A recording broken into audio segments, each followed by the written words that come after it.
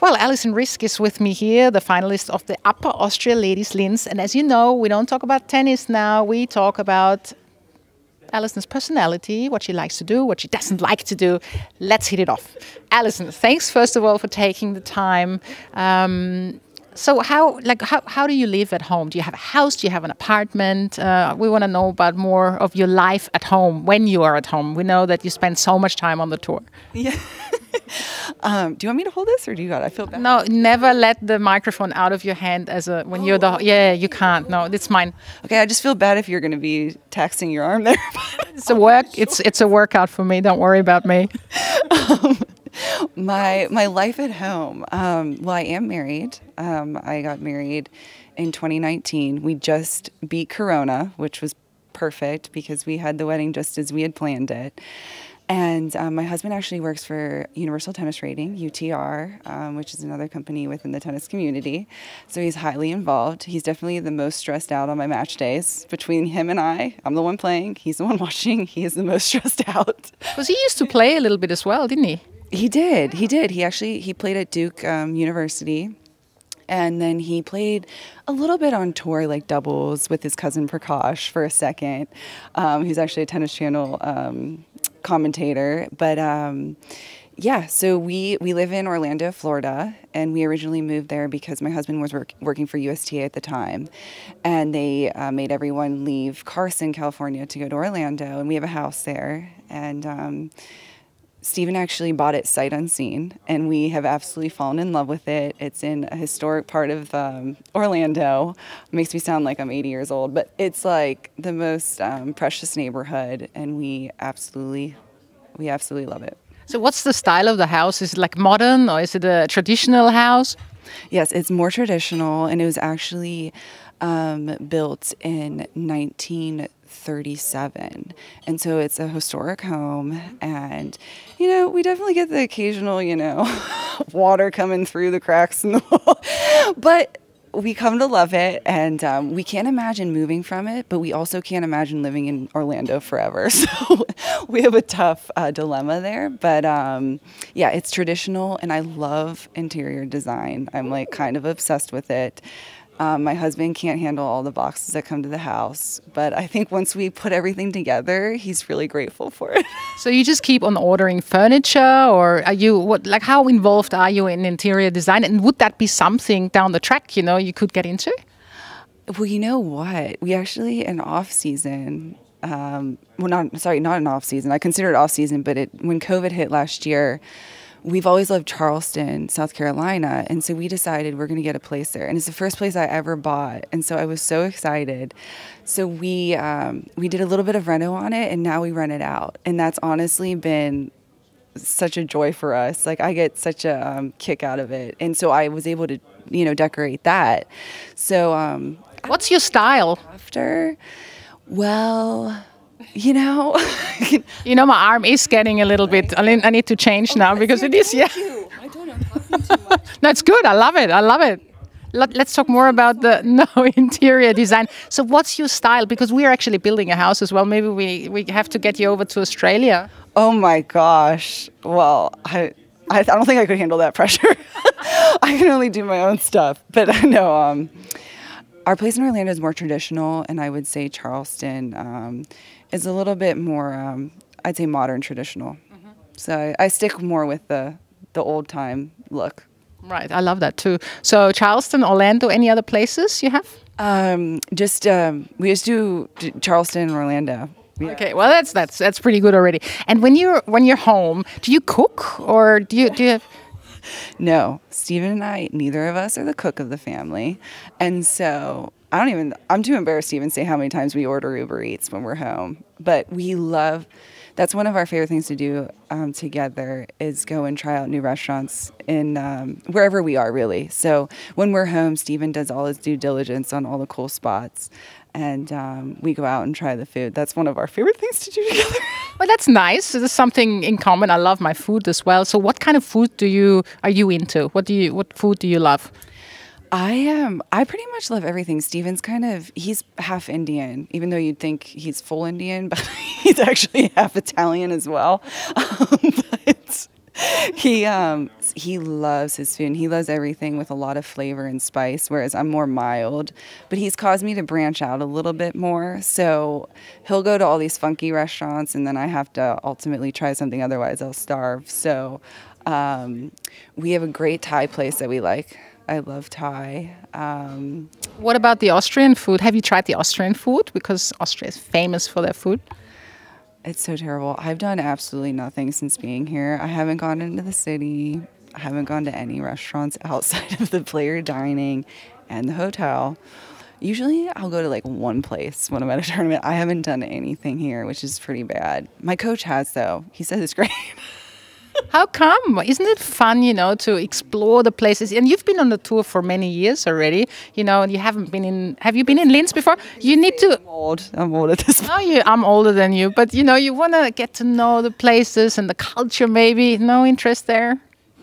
No, I definitely do have interest in that, but I just wasn't feeling it this week. Like I didn't even pack jeans. Like I don't feel like going in this outfit. Like. It doesn't excite me. So we'll get you back to Austria. Yeah, for sure. We'll get you back, and I'll be your tourist guide, and I'll show you around. Amazing. That would be amazing. Do you have any pets at home? We do not. We do not. My husband is dying for a dog. He wants a French bulldog in the worst way. I'm more of a cat person because you don't have to they're not so needy, and I just can't handle that. So, yeah. And believe me one thing, once you retire, you probably think, oh, I'm going to stay at home. No, at some stage you want to travel again. And if you have a dog, it's obviously a little bit more. Exactly. I think it would be a disservice to the dog if Steven travels, probably to 12 weeks of the year. Like, what are we going to do with it at that point? Exactly. That's pretty rude. That's too rude. No. You really have to think about it. What's on your to-do list? Obviously, tennis aside, but on your life to-do list, what are the 5 things you still want to do? Run a marathon or learn another language? Or what is on that list? That's a great question. I've actually been thinking about it more now that I'm getting a little bit older. But you said that. I think yes. I think first and foremost, obviously, we want to have a family, so we definitely want to have kids. With that being said, I also passed up a scholarship to go to Vanderbilt when I was 18, and it was 2 weeks before I was supposed to go, and I ended up turning pro. And I always thought it would be a really cool thing to be able to go back and get my degree, preferably from Vanderbilt. I'm just putting it out there. Maybe they'll hear this. But we'll make sure they will. Yeah.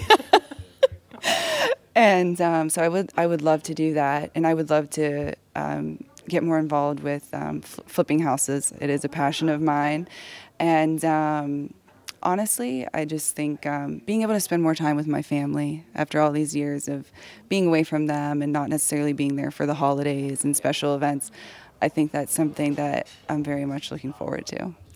Life philosophies. Let's talk about that, because we know, so many players, especially Stefanos Tsitsipas, for example. He's a philosopher. What are some of your, or one of your life philosophies you follow?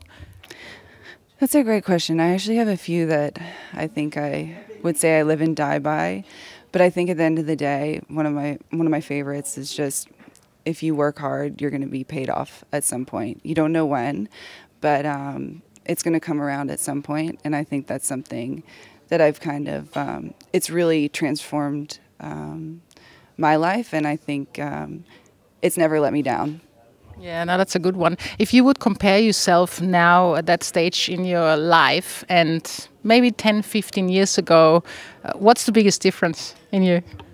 We're getting deep here now. That's it's amazing. They're all things that I've thought about, because I don't have regrets necessarily, but I think if I had grasped certain things sooner, things could have maybe looked even different, more different. But I think not caring, about what people think, how they're judging you, how you're playing tennis, what are people going to think about it, and just going for it and living your journey, really. And I think that's something that I've really embraced, I'd say the last four years, I'd say. And I just wasn't mature enough to get it until then. But the great thing about being a tennis player is you get two opportunities, kind of. You have this one career, this first career as a tennis player, and then you can do it all over again in something completely different. That's very true. That is very true. But that's where I think that tennis is taught or can teach people so many things that just transforms and rolls right into the next venture of their life. On a lighter note, music. What kind of music do you like? You're into? Have you been to any concerts? Obviously not the last 2 years. Or which performer would you love to see? Or yeah, what's your music taste? I would, gosh, I love all kinds of music, but I would actually say country is my number one. Country? Yeah. And I'm a Southern girl at heart, and I always go back to country music. I like house music. I like hip hop, but country is my all-time favorite. Who's your favorite performer, country music? I love Sam Hunt. He's very good. Old Dominion's one of my favorite bands. I have quite a few, but you know Keith Urban? Of course. Of course I know. It's the only one I know. Well, he's Aussie, so that's yeah. You have Aussie in your blood to an extent. Well, yeah, I guess so. I don't know. Let's talk about something else. Yes. In my family, exactly. Alison, if you wouldn't have become a tennis player, what do you think you would have become? What would be your job now? Honest to God, I really don't know. Really? I've often thought maybe I would have gone into med school or done something along those lines, but I'm like, there's no chance I would have wanted to go to school for that long. So I really couldn't tell you.